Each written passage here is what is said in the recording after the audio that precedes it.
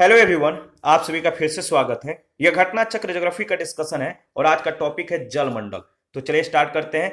पृथ्वी की सतह के कुल क्षेत्रफल का लगभग 30% भाग पर स्थल क्षेत्र यानी लैंड एरिया और 70% भाग पर जल क्षेत्र यानी वाटर एरिया का विस्तार है। अर्थात पृथ्वी की सतह पर पानी से ढका भाग लगभग 2/3 है। पानी से कवर किया गया भाग कितना है? 2/3।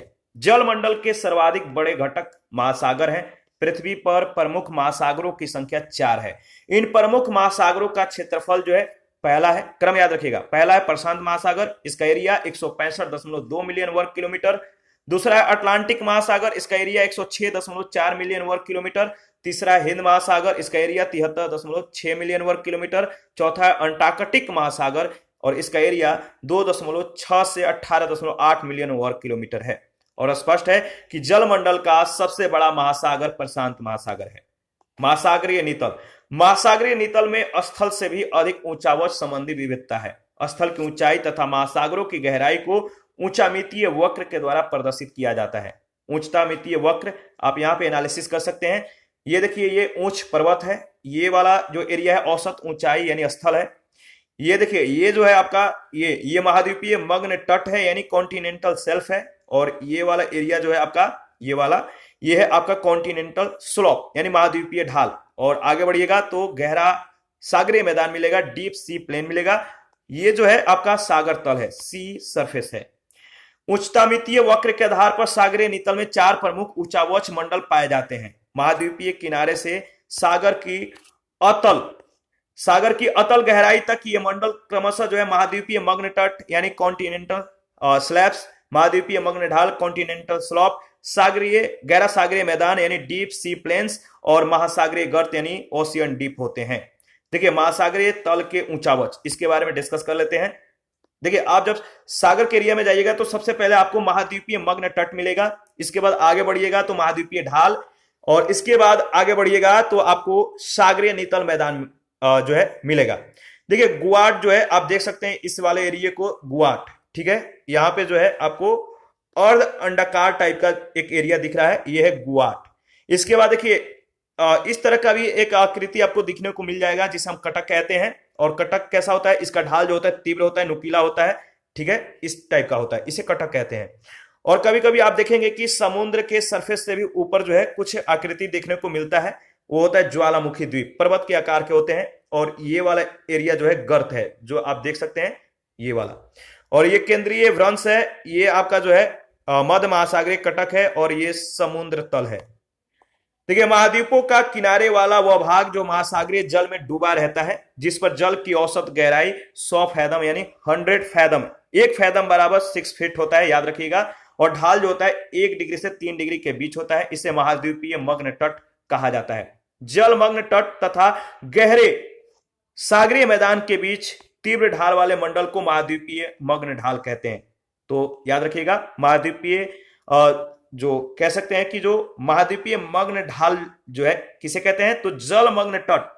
देखिए, ये हो गया जलमग्न तट। और नीतल मैदान, जो सागरीय नीतल मैदान है, इसके बीच तीव्र ढाल वाले जो मंडल होते हैं, इन्हें महाद्वीपीय मग्न ढाल कहा जाता है, जिसका ढाल विभिन्न स्थानों पर भिन्न भिन्न होता है। महासागरीय नीतल का सबसे विस्तृत भाग गहरे सागरीय मैदान यानी डीप सी प्लेन्स है। इन वितलीय मैदानों की गहराई लगभग 3000 से 6000 मीटर तक पाई जाती है। ये मैदान सैकड़ों किलोमीटर चौड़े और हजारों किलोमीटर लंबे होते हैं। उत्तरी अटलांटिक महासागर है, उत्तरी अटलांटिक महासागर में इसका विस्तार 90 लाख वर्ग किलोमीटर क्षेत्र तक है। गहरे सागरीय मैदान कुल सागरीय क्षेत्रफल के लगभग 76% भाग में फैले हैं। महासागरीय गर्त महासागरों के सबसे गहरे भाग होते हैं, जो गर्त होते हैं, जो महासागरीय नीतल के लगभग 7% भाग पर फैले हैं। इनके ढाल खड़े होते हैं। इनकी स्थिति प्रायः तट के सहारे पर्वतीय मेखलाओं के सामने मिलती है। द्वीपों के सहारे भी गहरे गर्त देखने को मिलते हैं, जैसे चैलेंजर मेरियाना में मेरियाना गर्त जिसे कहते हैं, टोंगा, क्यूराइल इत्यादि। महासागरीय नितल के अन्य प्रमुख जलमग्न लक्षण जो है, याद रखिएगा, कटक है, समुद्री पर्वत है, गुयाट है, कैनियन, विभंग क्षेत्र। देखिए, गुयाट क्या है? तो समतल शीर्ष वाले समुद्री पर्वत हैं, इन्हें गुयाट कहा जाता है, याद रखिएगा। और इसी प्रकार से अनेक द्वीप, प्रवाल भीति, जलमग्न ज्वालामुखी पर्वत आदि जलमग्न लक्षणों की विविधता को और बढ़ाते हैं। मध्य अटलांटिक कटक उत्तर में आइसलैंड से दक्षिण में बोवेट द्वीप तक एस अक्षर के आकार में जो है एस अक्षर के आकार में 14,400 किलोमीटर की लंबाई में फैला है। 19 ईस्ट रीज यानी 90 डिग्री ईस्ट रीज हिंद महासागर स्थित एक कटक का नाम है। 90 डिग्री पूर्वी देशांतर के नजदीक एवं इसके समानांतर फैला यह कटक लगभग 5,000 किलोमीटर लंबा है। इसका विस्तार 33 डिग्री दक्षिणी अक्षांश से लेकर 17 डिग्री उत्तरी अक्षांश तक है। इसकी औसत चौड़ाई 200 किलोमीटर है। मध्यवर्ती मुख्य कटक हिंद महासागर के उत्तर में प्रायद्वीपीय भारत के मग्न तट से प्रारंभ होता है, जहां पर इसकी चौड़ाई 320 किलोमीटर हो जाती है। इस भाग को लक्का द्वीप चैगोस के नाम से जाना जाता है। इस कटक का पूर्ण दक्षिण की ओर विस्तार होता है तथा भूमध्य रेखा एवं 30 डिग्री दक्षिणी अक्षांश के मध्य इसका नाम चैगोस सेंट पॉल कटक हो जाता है। जहां ये कटक सागर से ऊपर आ गए हैं, वहां कई प्रकार के द्वीप पाए जाते हैं। हिंद महासागर के मध्यवर्ती कटक के ऊपर क्रम से जो है Lakshadweep, Maldives, Chagos, New Amsterdam, Saint Paul, Kerguelen आदि द्वीप पाए जाते हैं। याद रखिए, क्रम इंपॉर्टेंट है। देखिए, डेटम रेखा क्या है? डेटम रेखा वह क्षैतिज रेखा होती है जिसके सहारे ऊंचाइयों और गहराइयों की माप की जाती है। पृथ्वी के केंद्र से सबसे निकटतम बिंदु उत्तरी ध्रुव के पास आर्कटिक महासागर की तली यानी 4 किलोमीटर की गहराई पर है, जो पृथ्वी के केंद्र से 6,553 किलोमीटर की दूरी पर स्थित है। जबकि मेरियाना ट्रेंच की तली की केंद्र से दूरी 6,366.4 किलोमीटर है। विश्व में कुल जल का 97% खारा जल के रूप में सागरों में है। विश्व में कुल जल का 97% खारा जल के रूप में सागरों में है। अलवण जल के कुल 3% में से 2.4% हिमनद और ध्रुवीय बर्फ के रूप में है, जो उपयोग योग्य नहीं है। इस प्रकार उपयोग के लिए अलवण जल की कुल मात्रा के 1% से भी कम जो है प्राप्त होता है। अलवण जल की कुल मात्रा का 68.7% ध्रुवीय बर्फ, छत्रक एवं हिमनदों के रूप में, जबकि 30.1% भूमिगत जल के रूप में और 0.3% सतही जल के रूप में तथा 0.9% अन्य रूप में पाए जाते हैं। भूमि में गुरुत्वाकर्षण जल 0 तथा 1/3 एटमॉस्फेयर से कम के तनाव पर स्थित होता है। और केशिका जल 1/3 से 30 एटमॉस्फेयर दबाव के बीच पाया जाता है। इस पर आधारित पहला प्रश्न पूछा गया है, महासागर औसत तापमान के संदर्भ में निम्नलिखित में से कौन सा कथन सही है? पहला, OMT को 26 डिग्री सेंटीग्रेड समताप रेखा की गहराई तक मापा जाता है, जो जनवरी मार्च में हिंद महासागर के दक्षिण पश्चिम में 129 मीटर पर होती है। दूसरा, OMT जो जनवरी मार्च में एकत्र किया जाता है, उसे यह निर्धारित करने के लिए प्रयोग किया जा सकता है कि मानसून में वर्षा की मात्रा एक निश्चित दीर्घकालीन औसत वर्षा से कम होगी या अधिक। आपको बताना है दोनों में से कौन सा कथन सत्य है। तो देखिए, इसमें जो दूसरा कथन है, बी ऑप्शन बिल्कुल सत्य है। महासागर औसत तापमान मानसून के अनुमान के लिए समुद्र के सतह के तापमान के तुलना में अधिक दक्ष है। 14 अगस्त 2018 को नेचर पत्रिका में प्रकाशित शोध के अनुसार अगर बात करें तो हिंद महासागर के दक्षिण पश्चिम में 59 मीटर की गहराई पर जनवरी से मार्च महीने में 26 डिग्री सेंटीग्रेड तापमान रेखा गुजरती है। इससे महासागर का औसत तापमान की गणना होती है। इस तापमान से अन्य दिनों में परिवर्तनीयता के आधार पर यानी चेंजिंग के आधार पर मानसून में वर्षा की मात्रा का अनुमान अधिक सटीकता से लगाया जा सकता है। प्रश्न संख्या थर्ड है, सेकंड, प्रश्न संख्या जो सेकंड है, पृथ्वी की सतह का वह भाग जो पानी से ढका है लगभग कितना? पृथ्वी की सतह का वह भाग जो पानी से ढका हुआ है लगभग कितना? तो 2/3। याद रखिएगा। थर्ड नंबर है, समुद्र तल पर पृथ्वी के केंद्र के सबसे निकट स्थान। समुद्र तल पर पृथ्वी के केंद्र के सबसे निकट स्थान जो है वह आपका उत्तरी ध्रुव। ध्यान रखिएगा, पृथ्वी के केंद्र से सबसे निकटतम बिंदु उत्तरी ध्रुव के पास आर्कटिक महासागर की तली है 4 किलोमीटर की गहराई पर, जो पृथ्वी के केंद्र से 6,553 किलोमीटर की दूरी पर स्थित है।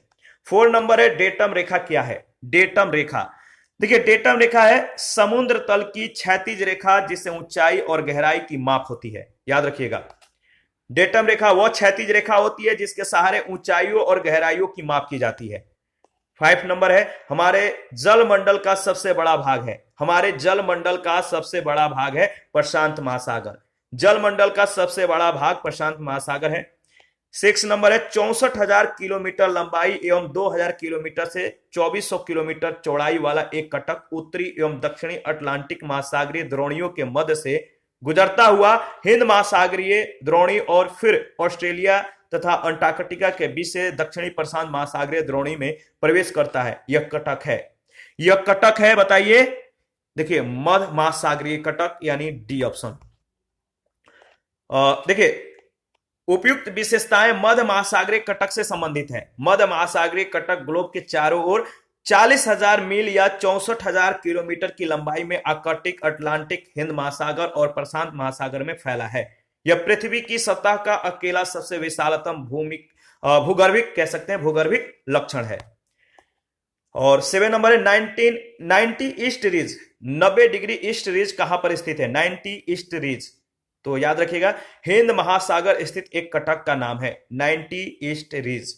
इसका सही जवाब होगा हिंद महासागर, बी ऑप्शन।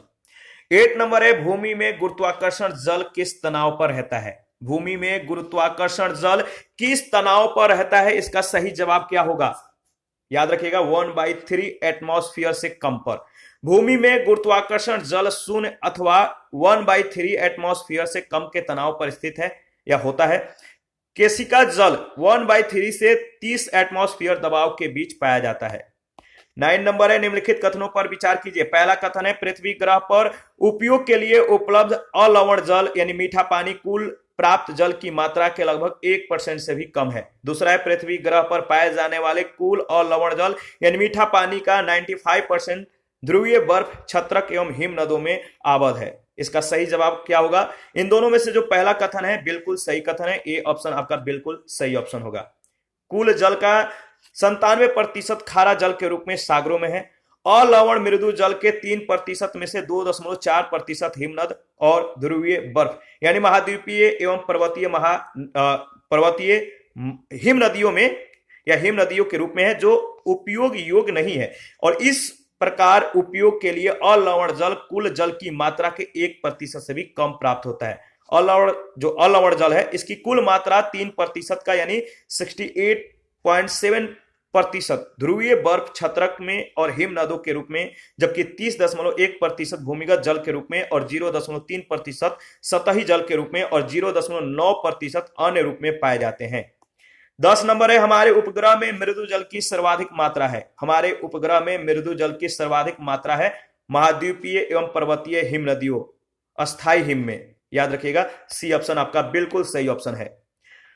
11 नंबर है पृथ्वी ग्रह पर अधिकांश अलवण जल बर्फ, छत्रक और हिमनद के रूप में रहता है। शेष अलवण जल का सबसे अधिक भाग किसके रूप में है? पृथ्वी ग्रह पर अधिकांश अलवण जल बर्फ, छत्रक और हिमनद के रूप में रहता है। शेष अलवण जल का सबसे अधिक भाग जो है भूमिगत जल के रूप में है। सी ऑप्शन आपका बिल्कुल सही ऑप्शन है।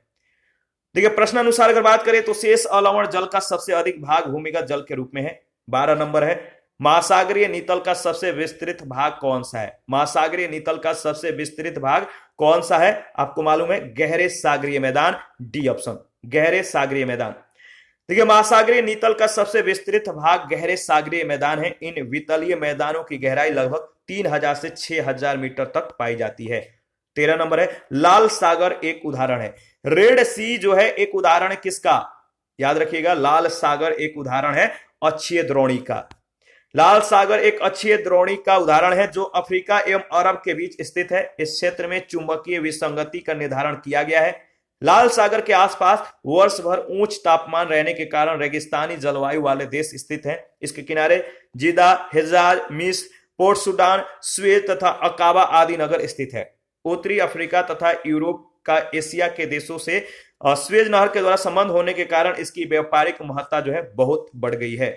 इसी के साथ आज का सेशन समाप्त करते हैं। नेक्स्ट सेशन में विश्व के प्रमुख सागर के बारे में हम लोग डिस्कस करेंगे, तो आप अपना प्रतिक्रिया जरूर दीजिए। आपके प्रतिक्रियाओं का हमें बेसब्री से इंतजार रहता है। जिन लोगों ने Telegram channel, Telegram quiz group, Facebook page, Instagram को ज्वाइन नहीं किया है, वीडियो के डिस्क्रिप्शन बॉक्स में उसका लिंक है, आप ज्वाइन कर सकते हैं। कुछ लोग हमें कमेंट कर रहे हैं कि टेलीग्राम जो लिंक है टेलीग्राम चैनल का और टेलीग्राम क्विज का लिंक काम नहीं कर रहा है। देखिए लिंक तो सही है बट आप जो है टेलीग्राम के सर्च बॉक्स में एजुकेशन एंड लर्निंग पॉइंट लिखकर सर्च कर सकते हैं, या एग्जाम फ्रेंजी के नाम से भी आप सर्च कर सकते हैं। दोनों चैनल आपको शो करने लगेगा और आप जो है उसको ज्वाइन कर सकते हैं। और देखिए, जिन लोगों ने अभी तक पीडीएफ नहीं लिया है घटना चक्र का, अगर आपको चाहिए तो आप कमेंट कर सकते हैं, या Telegram channel, Telegram quiz group, या चैनल के कम्युनिटी बॉक्स में जाइए, वहां पे इसके रिगार्डिंग में इंफॉर्मेशन को शेयर कर दिया गया है। थैंक यू, मिलते हैं नेक्स्ट सेशन में।